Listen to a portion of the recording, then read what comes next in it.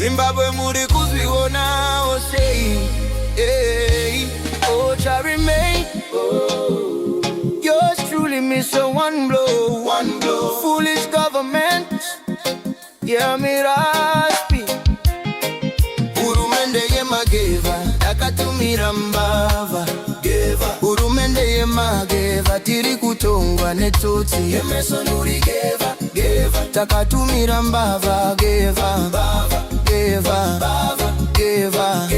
matoti. Urumende yembava, tiri kutongwa negeva mbava. Toti, takatumira. From bad to worse, tishiva kuna baba bona. Ndamuka ndakakula ndikatirega ndimbofambira nyaya dzegospero timbopinda mumudhu yekurumbidza mumudhu yekunamata but munongoziva zvinhu zvacho zvazvinongoita. Kuronga kwedu hakusiriko kuronga kwaMwari kana kufunga kwedu hakusiriko kufunga kwaMwari. Ndabva ndasangana nevhidhiyo rababa Mazai vachiisa mashoko kuna first lady amai Auxilia Mnangagwa. Ndikatirega ndimbotanga nevhidhiyo iroro muzuva ranhasi tozoswera zvedu tichirumbidza tichionesana zviri kuitika munyika yemweya. Yeah, pakaipa mawani zvekutodaro. My name is DJ Holly and the name of the platform is 0.5 Creative Studios. If it's your first time here, please hit the subscribe button and the notification bell so that you don't miss out on any exciting content uploaded. Asikana unga wagara uri mugari wepana apa ndoda ngokutenda nekuita sei nekurumidza kubhadhara rent. Thank you very much for supporting 0.5 Creative Studios. Right. Kana une nyaya yaunayo yauda kuti ndifambire ndibate namba dzangu ndodziri pascreen idzo. Kana une bhizimusi raunaro rauri kuda kuti ndishambadze paplatform yevanhu ndibate futi pasame number ipapo. Michael ari kuti chii? Ari kuti vhura FNB bank account using a passport. Hapadi permit ipapo, passport yako inoshanda. Bata Michael panamba dziri pascreen idzo anokuitira mudhiginyira wacho anofambira chii nyaya dzacho handitika. Right, tisingatambise nguva rega tipinde mashoko ataurwa nababa Mazai tozokomenda mushure mekunge tanzwa nyaya iyi. Right, this message is directed to Auxilia Mnangagwa.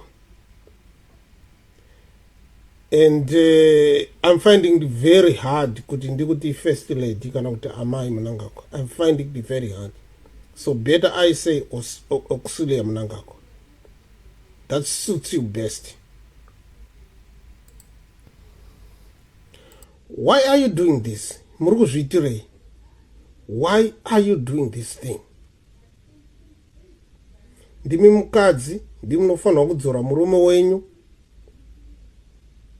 Ndimi munofanirwa kuti aiwa baba takazvara, wana vari kushupika. Kune wana wakawanda vari kushupika, vari kuita madrugs, wasina mabasa, wasina chi.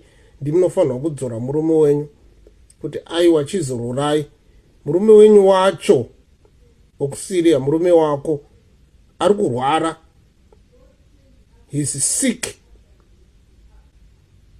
But chauri kudai wewe chete kumuisa pachigaro forever for your own benefit.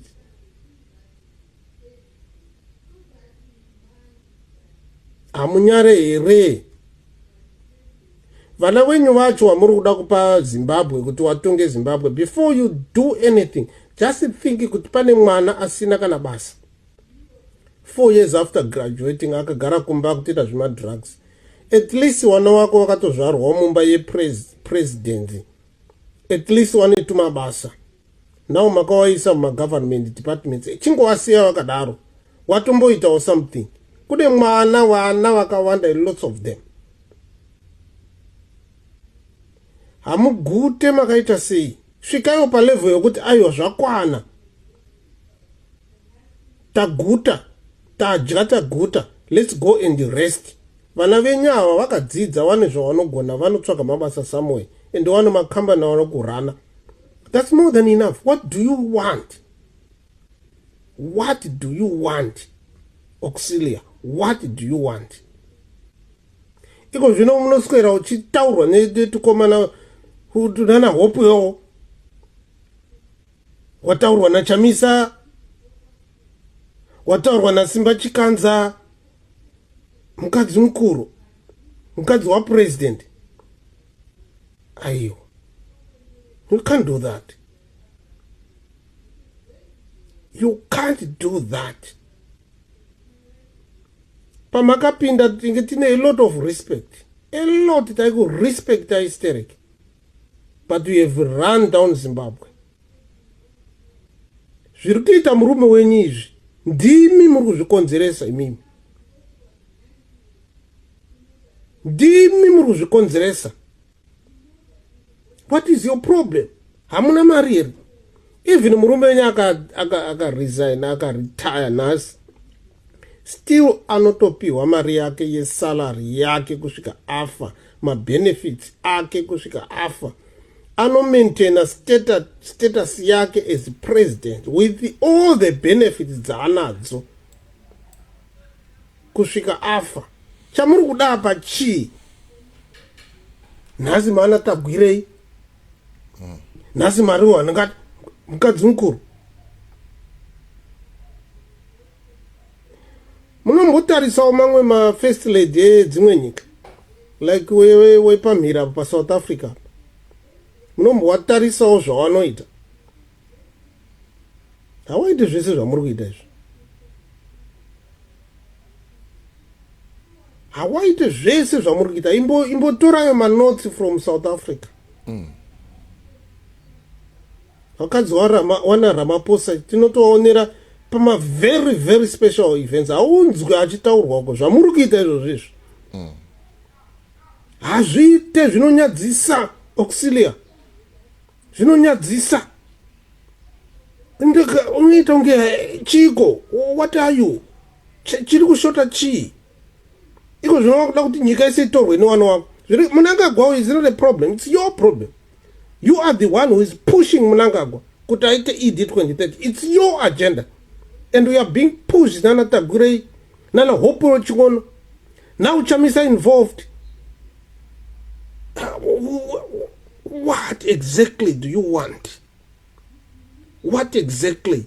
Could nyika ife? Grace Ngatorian, Grace Mugabe. She was better. She was far much better than what you are doing, because Grace never ever went into this crazy period. Yamurgite. Grace never ever tried to ban elections or change the constitution. But I is gonna kuzvita. But zvamakuita zvamaish. Amaish. Murume wenyu ari kurwara. I'm telling you. Ndimi munomuziva. But you need looking at him. He's sick. It's time now to spend naye, mugere naye, muchinyora mabhuku, muchitaura ngano, muchichengeta wazukuru. Then zvamakuda hapana kwamuri kuenda. I'm warning you. Right, batirwa dare na sekuru chigocha mazizi. Sekuru wani ari kupedza zvese panyika yeZimbabwe paguta reHarare. Bata namba dziri paskrini idzo. Sekuru chigocha mazizi ndiye munhu wacho. Ungava une dambudziko ripi naripi, vanokuita sei, vanokubatsira. Usakanganwe kuvataurira kuti wabva nekuna DJ Holly, vanokuitira chii, mudhiginyira wacho, zvinhu zvako zvoita sei, zvoendeka handitika. Right, nyaya mainzwa. Hanzi musha mukadzi. Hapana musha kana pasina mukadzi. Saka zviri kunzi amai, ko hamugare here pasi nababa, mombokurukura kuti vana vatambura munyika yeZimbabwe. Musanyeperwe nana Tagwirei nana Tungwarara neavo vanhu vari padhuze nemi vamuri kuona vachirarama upenyu hwakanaka. Kune umwe munhu ari kuzasi kumapiripiti enyika kunyika kunzvimbo inonzi Chitungwiza asingatombozive kuti rodhi yakaita sei. Dziriko nzvimbo dzakadaro kuchitungwiza dzine madust roads chete dzisitorina kana matara. Kune umwe munhu asingatombozive kuti magetsi akaita sei. Kune umwe munhu anzwa nekufamba netsoka. Kune umwe munhu asingatombo afford kubhadhara rent zvakaoma zvinhu. Kunonge munhu ari kutengesa mushonga wamakonzo nema 20 cents nema 50 cents each and every day kuti akwanise kurarama. Ndo vanhu vari kunzi amai chimbofungaiwo vanhu ava. Toziva kuti ZANU-PF musangano wevanhu, toziva kuti ZANU-PF inodiwa nevanhu, but kosei iyo ZANU-PF isingade vanhu vanoida? Ndo pane mubvunzo wangu ipapo. Sei isingade vanhu vanoida? Right now people, they are only joining or they are only supporting ZANU-PF simply because they are benefiting something. Dai kusina ma-benefit oro kukaita a strong opposition that offers the same offers ari kubva kuZANU-PF, unoona kuti kuZANU-PF kunogona kusara kusina vanhu. Amenoti munoti chii nemashoko ataurwa naBaba Mazai aya? Isa comment mcomment section, wotaura mafungiro ako, wotaura maonero ako kuti munozviona sei. As for me, DJ Holly and the rest of the crew behind the scenes, to it's bye for now. Let's meet in the next video.